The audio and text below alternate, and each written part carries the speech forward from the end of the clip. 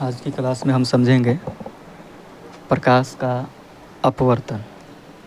पिछली क्लास में प्रकाश का परावर्तन समझ लिए हैं। प्रकाश का अपवर्तन रोकिए धीरे से तो समझते हैं।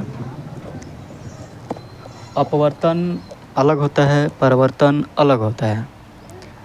प्रकाश का अपवर्तन समझेंगे, इससे रिलेटेड कई क्वेश्चंस पूछे जाते हैं, समझते हैं क्या होता है। ठीक है, तो यहाँ पर दो फिगर बनाए गए हैं।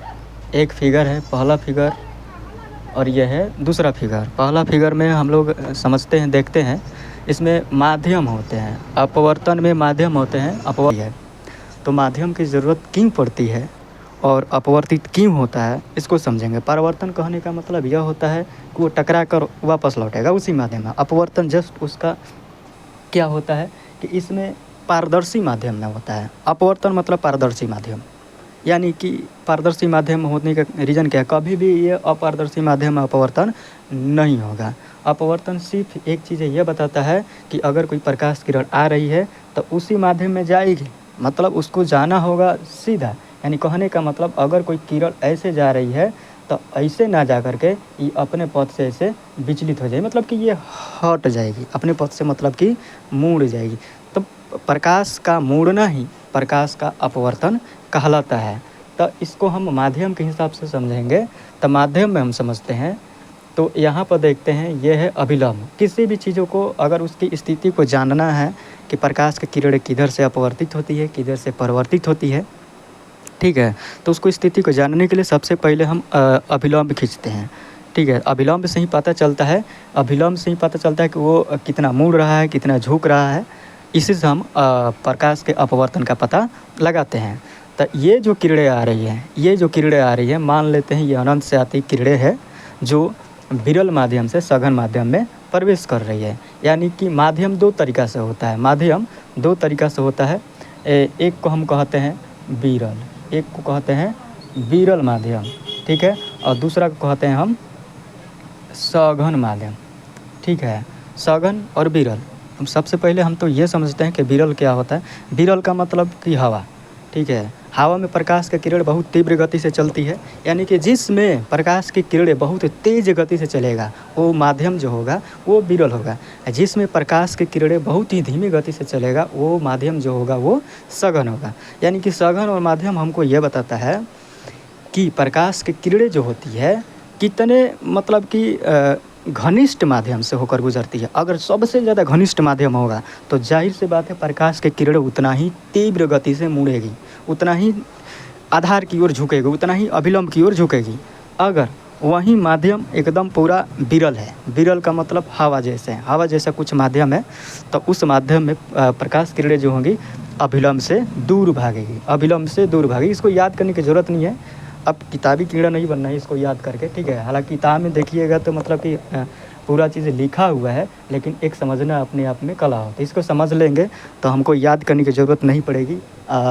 अगर याद इसको समझ लेंगे तो अच्छा तरीक़े से लिख भी सकते हैं, डायग्राम के साथ हम बना भी सकते हैं। तो देखते हैं यहाँ पे, तो वही इसको मान लेते हैं विरल माध्यम। विरल माध्यम, ये विरल माध्यम है कि अगर कोई प्रकाश किरण विरल माध्यम से सघन माध्यम में जाती है तो देखिए ये जो किरण जो है इसको जाना चाहिए था सीधा, जो डॉटेड लाइन से यानी टूटी हुई रेखा से हम दिखाए हैं, ये इसकी सीधी लाइन है, यानी कि इस प्रकाश किरण को इधर सीधा जाना चाहिए था। यानी कि ये विरल माध्यम से और दूसरा माध्यम है अपना सघन, ये दूसरा माध्यम सघन है।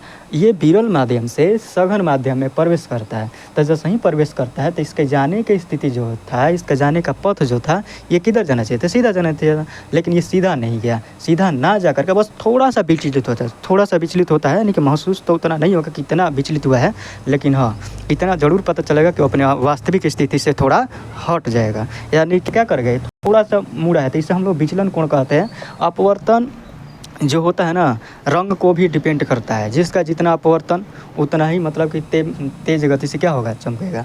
तो ध्यान से समझते हैं। सबसे पहले यहाँ पर देखते हैं कि ये जो है प्रकाश किरणें एक माध्यम से यानी कि विरल माध्यम से सघन माध्यम में प्रवेश किया, तो अपने पथ से विचलित होकर के अभिलंब की ओर क्या हो गया, झुक गया।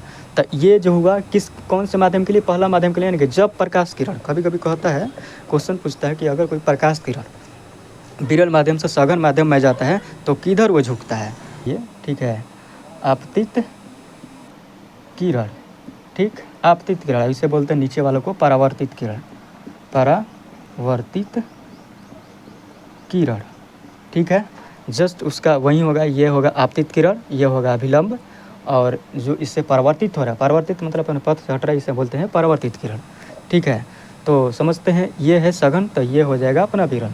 जब ये सघन से विरल में प्रवेश करता है तो इसका जो पथ जो था, इसको हम टूटी लाइन से दिखा दे रहे हैं, इसका जो पथ था इसको सीधा जाना चाहिए था, मतलब सीधा, एकदम सीधा जाना चाहिए था, लेकिन ये सीधा ना जा करके, देखिए ध्यान से देखिए, सॉरी देखिए फिर से, यहाँ से विरल में प्रवेश कर रहा है तो इसका जो पथ था मतलब कि इधर जाना चाहिए था, इधर न था, तो ये सीधा इधर ना जा करके ये क्या करता है, अपने पथ से थोड़ा सा इसे विचलित हो जाता है। पथ से मतलब किससे विचलित होगा, यानी अभिलंब से। ये है अभिलंब की स्थिति, यानी कि वास्तविक स्थिति इधर जाना चाहिए था, लेकिन अभिलंब यहाँ है, अभिलंब से ये क्या हो रहा है, ये दूर भाग रहा है, किधर भाग रहा है, दूर भाग रहा है। और इसमें हम देखे थे अभिलंब की ओर ये क्या हो रहा है, अभिलंब की ओर झुक रहा है, ये है इसका वास्तविक स्थिति, ये जो था, और ये अभिलंब की ओर ये क्या हो रहा है, तो झुक रहा है, अभिलंब की ओर झुक रहा है। अभिलंब की ओर कब झुकता है, जब विरल से सघन में जाएगा। अभिलंब से दूर कब भागता है, जब सघन से विरल में कोई प्रकाश किरण जाएगा।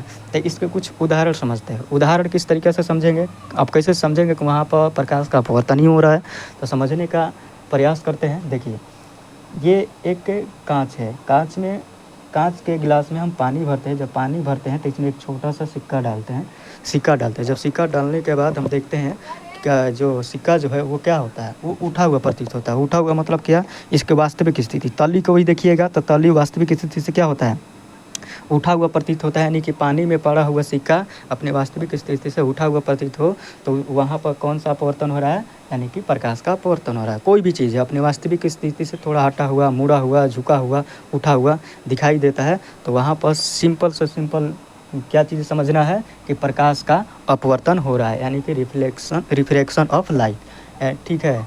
तो मतलब कोई भी चीज़ है, बस एग्जांपल में यही पूछता है, कई प्रकार के एग्जांपल्स देते हैं। ऑब्जेक्टिव्स में क्वेश्चन पूछते हैं कि कोई छड़ी पानी में मुड़ी हुई दिखाई देती है, इसका कारण क्या है, तो बस इसका कारण है अपवर्तन, प्रकाश का अपवर्तन, ठीक है। आई होप कि समझ में आया होगा, ठीक है। तो देखते रहिए और सपोर्ट करते रहिए।